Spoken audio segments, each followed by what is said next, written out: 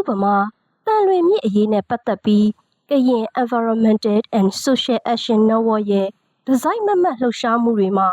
ကရင်လူမျိုးစုတွေရဲ့မီယိုးဖလာဓလေ့ထုံးတမ်းတွေအတိုင်းသူတို့ဌာနေရဲ့ဂေဟရဝင်းတွေကိုစောင့်ရှောက်ခြင်းကသာအမှန်ကန်အသင့်တော်ဆုံးဖြစ်တာကိုသက်သေပြထားပြီးပဲဖြစ်ပါတယ်။ဒီနေရာမှာနှိုင်းယှဉ်လေ့လာကြည့်ရင်အနောက်အခြေပြုကိုလိုနီစနစ်ကတင်ကြားတဲ့ပတ်ဝန်းကျင်ထိန်းသိမ်းရေးသမားတွေရဲ့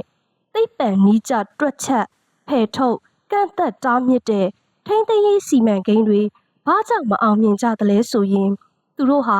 ဗဟိုချုပ်ကိုင်မှုအားကြီးပြီး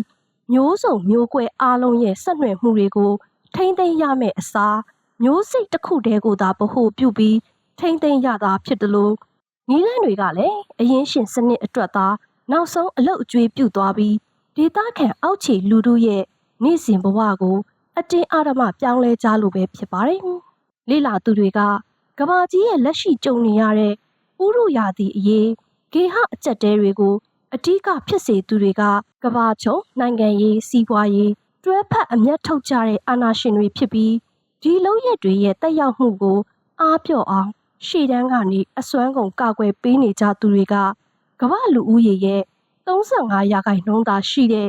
ဌာနေတိုင်းရင်းသားတွေရဲ့မီယိုးဖလာကာကွယ်စောင့်ရှောက်ရေးနည်းနာတွေဖြစ်တယ်လို့ဆိုပါတယ်။သူတို့ရဲ့ယဉ်ကျေးမှုနဲ့ဓလေ့ထုံးတမ်းစင်လာတွေဟာဂေဟစနစ်ကိုတန်ဖိုးထားပြီးလူအုပ်စုရဲ့အကျိုးကိုသာဗဟိုပြုတာထက်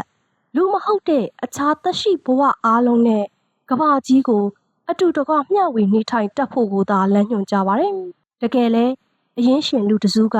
လူသားတွေကိုမတော်လောဘတွေဝင်လာအောင်အကွက်ကြကြဖန်တီးပြီးအခြားအရေးပါတဲ့အရာအလုံးကိုမင်းလျော့သွားစေပါတယ်